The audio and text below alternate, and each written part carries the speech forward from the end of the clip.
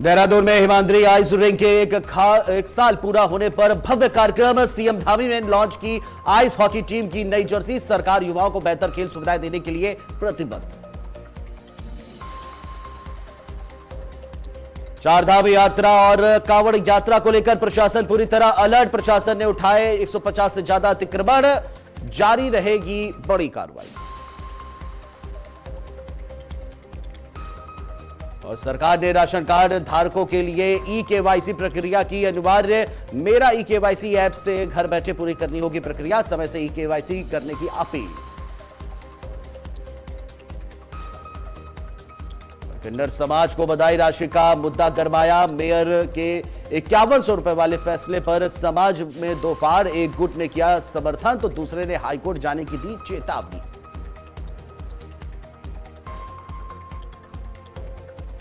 और रुड़की में सरेआम फायरिंग से बचा हड़कंप। मामले विवाद ने लिया खूनी रूप। पूरी वारदात सीसीटीवी कैमरे में कैद। रिकॉर्ड पुलिस की सुस्ती पर भड़के किसान नेता तालिब हसन। नमस्कार, मैं हूं आपके साथ कुलभूषण राजदेव। स्वागत है आप सभी का हमारी खास पेशकश देवभूमि में। बात करते हैं देहरादून की, जहां के महाराणा प्रताप स्पोर्ट कॉलेज में स्थित हिमाद्री आइस रिंग के जीर्णोद्धार को 1 वर्ष पूरा होने पर भव्य कार्यक्रम आयोजित किया गया। इस दौरान आइस हॉकी मैच सहित विभिन्न खेल गतिविधियों में खिलाड़ियों ने शानदार प्रदर्शन किया। कार्यक्रम में मुख्यमंत्री पुष्कर सिंह धामी और खेल मंत्री रेखा आर्या ने उत्तराखंड आइस हॉकी टीम की नई जर्सी और आइस स्पोर्ट पर आधारित पुस्तिका का विमोचन किया। सीएम ने कहा कि राज्य सरकार युवाओं को बेहतर खेल सुविधाएं देने के लिए लगातार काम कर रही है। वहीं खेल मंत्री रेखा आर्या ने भी कहा कि यह आइस रिंग अब सिर्फ एक संरक्षण नहीं बल्कि युवाओं के सपनों को साकार करने का मंच बन चुका है। उन्होंने इसे उत्तराखंड की खेल शक्ति का प्रतीक बताया।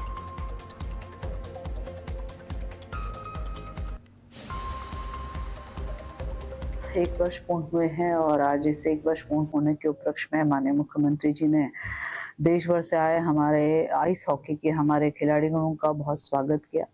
निश्चित रूप से ये 1 वर्ष अपने आप में बहुत शानदार है। यहाँ पर एशियन चैंपियनशिप से लेकर नेशनल चैंपियनशिप की प्रतियोगिताएं हुई, बल्कि यहाँ पर अंतर्राष्ट्रीय स्तर के हमारे खिलाड़ीगणों ने यहाँ पर प्रशिक्षण भी प्राप्त किया। खासकर महिला वर्ग ने यहाँ प्रशिक्षण प्राप्त करते हुए एशियन हॉकी कंपटीशन में ब्रॉन्ज मेडल लेकर आए, जो एक बहुत बड़ी अचीवमेंट है। मैं कह सकती हूँ कि हमारा ये आइस रिंग बहुत पहले किसी समय इसे सफ़ेद हाथी के रूप में जाना जाता था कि ये अपने आप में सेल्फ सस्टेन नहीं कर पा रहा था, लेकिन माननीय मुख्यमंत्री जी का धन्यवाद करती हूँ कि 38 नेशनल गेम में आपने आइस रिंग को पुनर्जीवित करने का काम किया।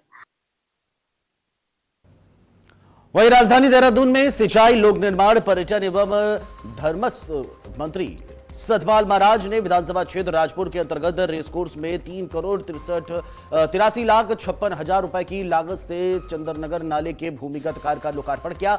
इस परियोजना में से करीब 450 स्थानीय लोगों को नाले से होने वाली गंदगी और यातायात की समस्या से बड़ी राहत मिलेगी। कार्यक्रम में कैबिनेट मंत्री खजान दास भी मौजूद रहे। सतपाल महाराज ने कहा कि राज्य सरकार मुख्यमंत्री पुष्कर सिंह धामी के नेतृत्व में लगातार विकास कार्यों को धरातल पर उतार रही है। उन्होंने क्षेत्र में स्वीकृत अन्य विकास योजनाओं की भी जानकारी दी, जिनमें सड़क सुधार, नाली निर्माण और सौंदर्यीकरण के कार्य भी शामिल हैं।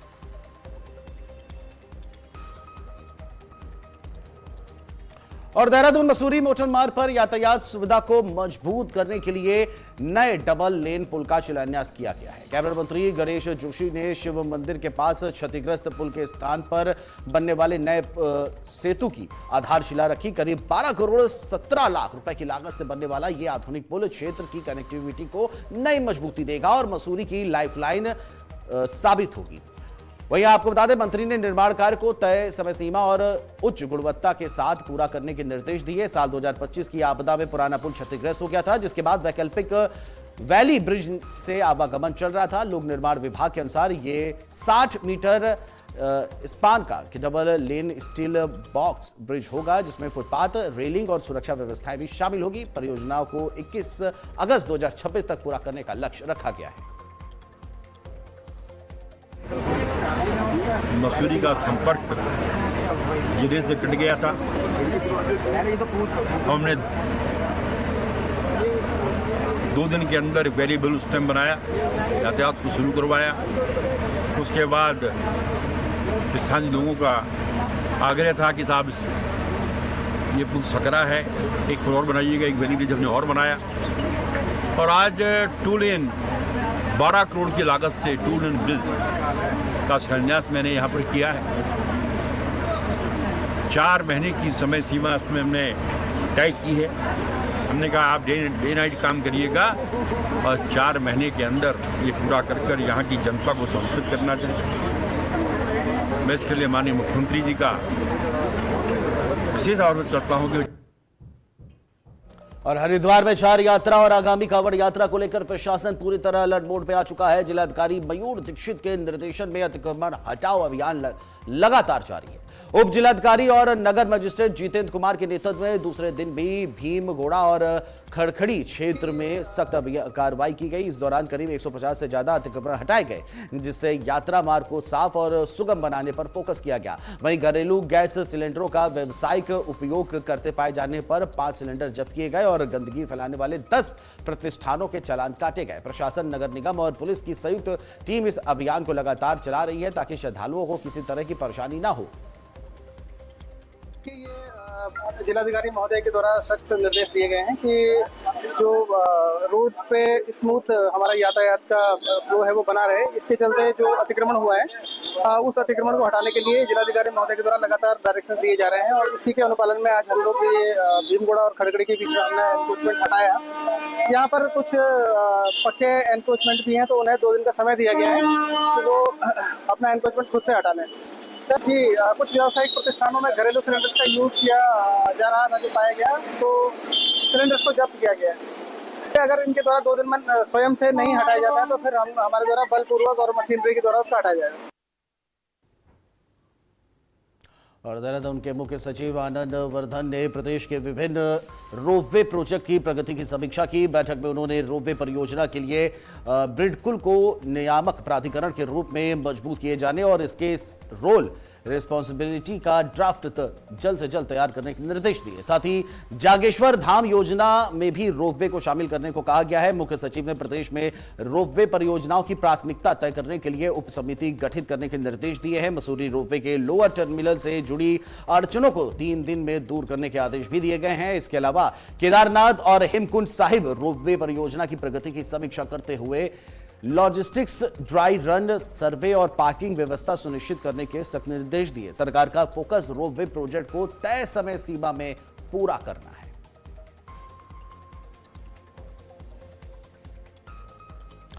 वहीं चमोली के बद्रीनाथ धाम में एसडीआरएफ जवान एक बार फिर श्रद्धालुओं के लिए देवदूत साबित हुए हैं। मंदिर ड्यूटी के दौरान एसडीआरएफ टीम ने 4 बुजुर्ग और दिव्यांग श्रद्धालुओं को सुरक्षित और सुगमता से दर्शन करवाए, जिससे उनकी यात्रा आसान हो सकी। इसी दौरान दर्शन के लिए कतार में खड़ी एक महिला श्रद्धालु पुष्पा देवी अचानक बेहोश होकर गिर पड़ी। स्थिति की गंभीरता को देखते हुए एसडीआरएफ टीम ने तुरंत कार्रवाई करते हुए महिला को कंडी के जरिए नजदीकी अस्पताल पहुंचाया, जहां प्राथमिक उपचार के बाद उनकी हालत पर अब सामान्य बताई जा रही है। एसडीआरएफ की इस त्वरित और मानवीय कार्रवाई की परिजनों ने सराहना करते हुए आभार व्यक्त किया। 4 धाम यात्रा के दौरान एसडीआरएफ लगातार श्रद्धालुओं की सुरक्षा और सहायता में जुटी हुई है।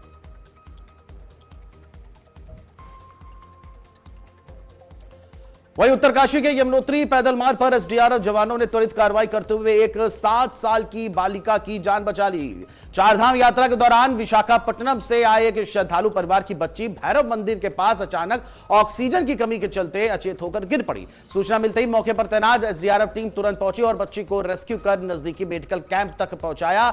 जांच में बच्ची का ऑक्सीजन सैचुरेशन मात्र 45 पाया गया, जो बेहद गंभीर स्थिति थी। एसडीआरएफ और मेडिकल टीम ने तुरंत ऑक्सीजन सपोर्ट दिया, जिससे कुछ ही समय में बच्ची को होश आ गया।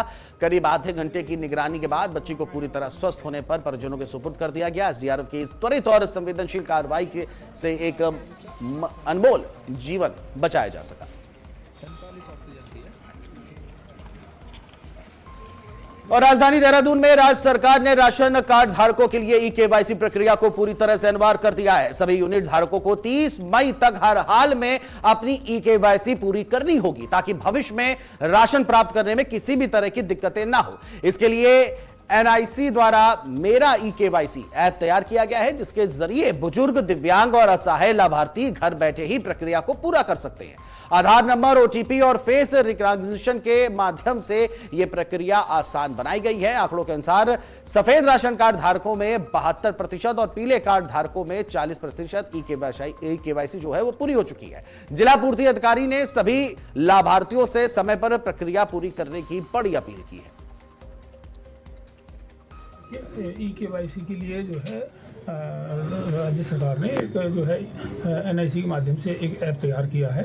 उस ऐप के माध्यम से घर पर बैठे जो भी कार्ड धारक छूटे हुए हैं, जो परिवार के ऐसे सदस्य हैं जो अक्षम हैं, चलने फिरने में या राशन की दुकान तक जाने में अक्षम हैं, वो लोग घर पे बैठे जो है अपनी ई-केवाईसी करा सकते हैं। इसके लिए राज्य सरकार ने 30 मई तक का समय दिया है।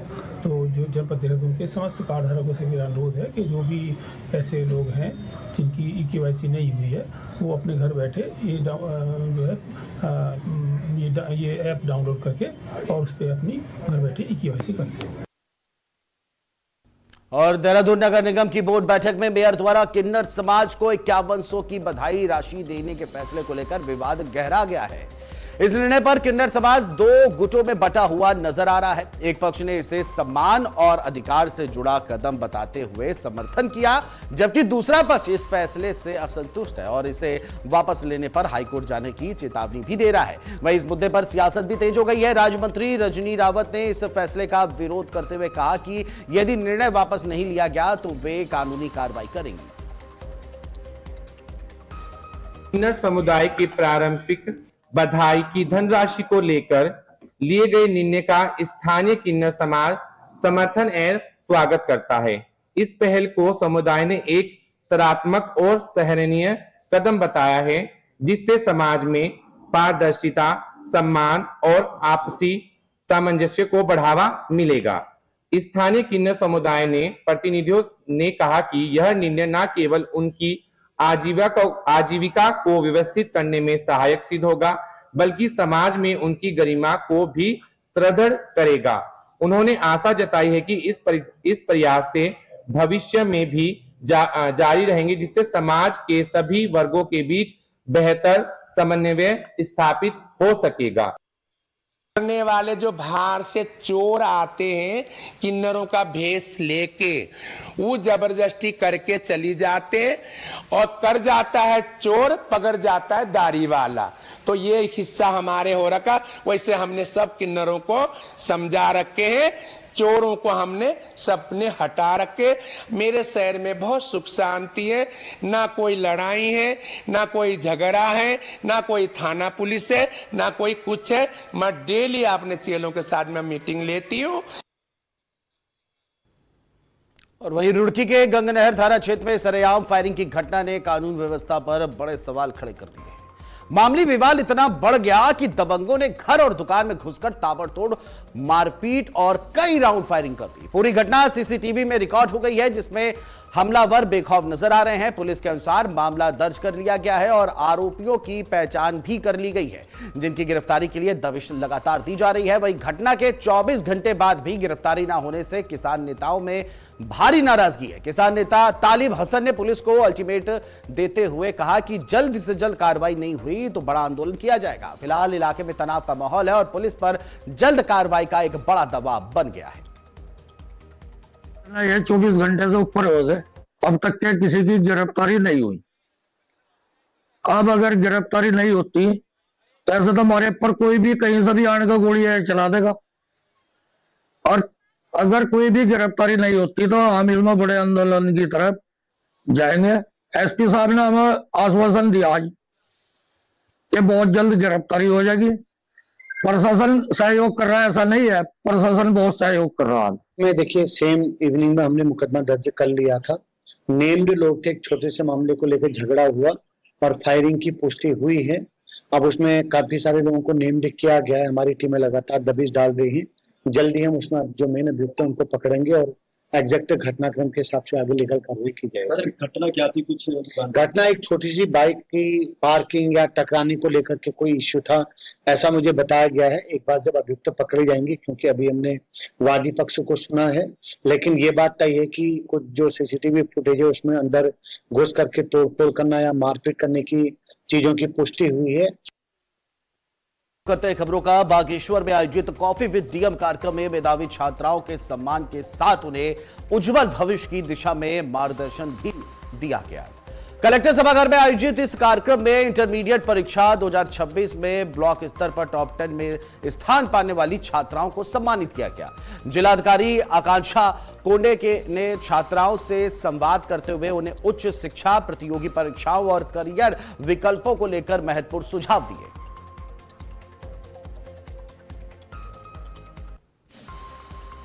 और उत्तरकाशी के उज्जैली क्षेत्र में एसडीआरएफ ने एक बार फिर अपनी मुस्तैदी का परिचय देते हुए गहरी खाई में गिरे बुजुर्ग यात्री की जान बचा ली। देर रात मनीरी क्षेत्र में एक 65 साल के बुजुर्ग के खाई में गिरने की सूचना मिलते ही एसडीआरएफ टीम मुख्य आरक्षी कुलदीप सिंह के नेतृत्व में तुरंत मौके के लिए रवाना हुई। घटनास्थल पर पहुंचकर टीम ने पाया कि घायल व्यक्ति बेहद दुर्गम और गहरी खाई में फंसा हुआ है। ऐसे में एसडीआरएफ जवानों ने रस्सियों और विशेष उपकरणों की मदद से खाई में उतर करके कड़ी मशक्कत के बाद बुजुर्ग तक पहुंच बनाई और उन्हें सुरक्षित बाहर निकाला। रेस्क्यू के बाद मौके पर ही प्राथमिक उपचार दिया गया और फिर एम्बुलेंस के जरिए अस्पताल भेजा गया। घायल की पहचान मध्य प्रदेश निवासी तुलसी राम गहलोत के रूप में हुई है। एसडीआरएफ की इस त्वरित और साहसिक कार्रवाई से एक और जीवन सुरक्षित बच गया। और राजधानी देहरादून के उत्तरांचल प्रेस क्लब में आयोजित प्रेस वार्ता में समाज सेवी भावना पांडे ने बड़ा खुलासा करते हुए ठगी और साजिश का आरोप लगाया है। उन्होंने कहा कि एक व्यक्ति ने खुद को राहुल गांधी का पीए बताकर उनसे संपर्क किया और विधायकों के सर्वे के नाम पर करीब 25 लाख रुपए की ठगी की। आरोप है कि आरोपी ने बड़े नेताओं की बातचीत कर भरोसा जीता और होटल बुकिंग और सर्वे खर्च के नाम पर अलग अलग खातों के जरिए रकम ऐंठी। भावना पांडे ने दावा किया कि यह कदम उन्होंने प्रदेश हित में उठाया था। साथ ही उन्होंने यह भी कहा कि आरोपी ने पुलिस के सामने पैसे लेने की बात स्वीकार की है। फिलहाल पुलिस मामले की जांच कर रही है और इसी खुलासे के बाद राजनीतिक हलचल अब तेज हो गई है।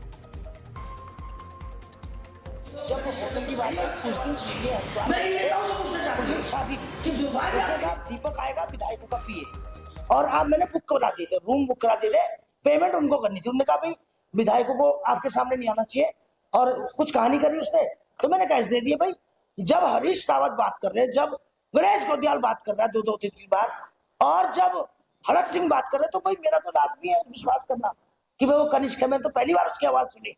मैं इन नेताओं से पूछना चाहती हूँ कि दुर्भाग्य आपके लिए है कि आप जिस पार्टी में उस पार्टी के पीए का आवाज नहीं पहचानते आप। और वही देहरादून में एसएसपी ने जनपद के सभी राजपत्रित अधिकारियों और थाना प्रभारियों के साथ मासिक अपराध गोष्ठी की। बैठक में अपराध नियंत्रण, कानून व्यवस्था, चारधाम यात्रा और वीकेंड पर्यटक सीजन को लेकर विस्तृत समीक्षा की गई। वीकेंड पर बढ़ते ट्रैफिक दबाव को देखते हुए आशा रोडी से मसूरी तक के रूट को सेक्टरों में बांटकर विस्तृत यातायात योजना तैयार करने के निर्देश दिए गए हैं। साथ ही ड्रोन से निगरानी और अतिरिक्त पुलिस बल की तैनाती के आदेश भी दिए गए हैं। ऑपरेशन प्रहार के तहत आपराधिक गतिविधियों में लिप्त व्यक्तियों पर सख्त कार्रवाई और वांछित अभियुक्तों की गिरफ्तारी के लिए विशेष टीमें गठित करने को भी कहा गया है। वहीं लंबित विवेचनाओं और लापरवाही पर संबंधित अधिकारियों को चेतावनी दी गई है।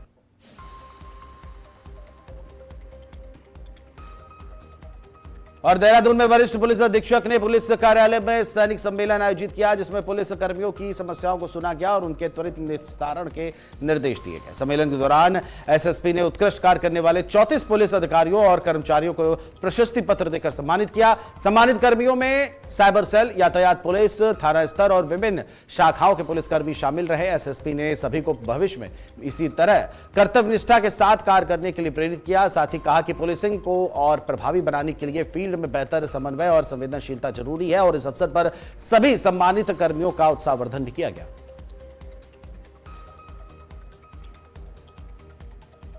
वहीं रुड़की के गंग नहर कोतवाली क्षेत्र में पुलिस ने घर में हुई चोरी का महज 48 घंटे के भीतर खुलासा करते हुए 2 शातिर चोरों को गिरफ्तार किया है। यह वारदात चाव मंडी इलाके में हुई थी, जहां से वॉशिंग मशीन, गैस चूल्हा और चांदी के जेवर चोरी किए गए थे। पुलिस ने मामले को गंभीरता से लेते हुए सीसीटीवी फुटेज और मुखबिर तंत्र की मदद से आरोपियों तक पहुंच बनाई और उन्हें धर दबोचा। गिरफ्तार आरोपियों के कब्जे से चोरी का सामान भी बरामद कर लिया गया है। पुलिस अब आरोपियों से पूछताछ कर अन्य वारदातों के बारे में भी जानकारी जुटा रही है।